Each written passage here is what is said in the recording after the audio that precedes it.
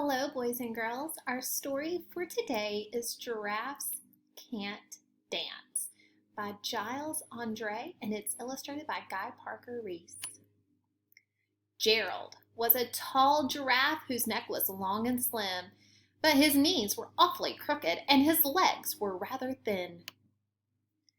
He was very good at standing still and munching shoots off trees, but when he tried to run around, he buckled at his knees. Now, every year in Africa, they hold the jungle dance, where every single animal turns up to skip and prance.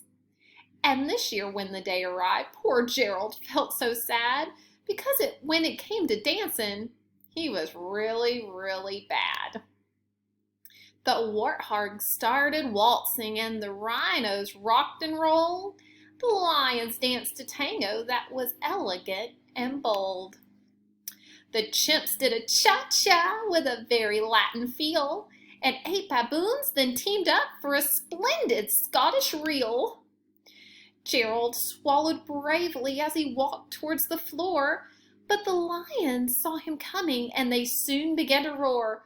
"Hey, look, it's clumsy Gerald," the animals all sneered. "Giraffes can't dance, you silly. Oh, Gerald, you're so weird." Gerald simply froze up. He was rooted to the spot. "They're right," he thought. "I'm useless. Oh, I feel just like a clot." So he crept off from the dance floor and he started walking home. He never felt so sad before, so sad and so alone. Then he found a little clearing and he looked up at the sky. "The moon can be so beautiful," he whispered with a sigh. "Excuse me," coughed a cricket, who'd seen Gerald earlier on, "but sometimes when you're different, you just need a different song." "Listen to the swaying grass and listen to the trees. To me, the sweetest music is those branches in the breeze. So imagine that the lovely moon is playing just for you. Everything makes music, if you really want it to." With that, the cricket smiled and picked up his violin. Then Gerald felt his body do the most amazing thing. His hooves had started shuffling, making circles on the ground. His neck was gently swaying and his tail was swishing round. He threw his arms out sideways and he swung them everywhere. Then he did a backward somersault and leapt up in the air. Gerald felt so wonderful, his mouth was open wide. "I am dancing! Yes, I am dancing! I am dancing!" Gerald cried. Then one by one each animal who'd been there at the dance arrived while Gerald boogied on and watched him quite entranced.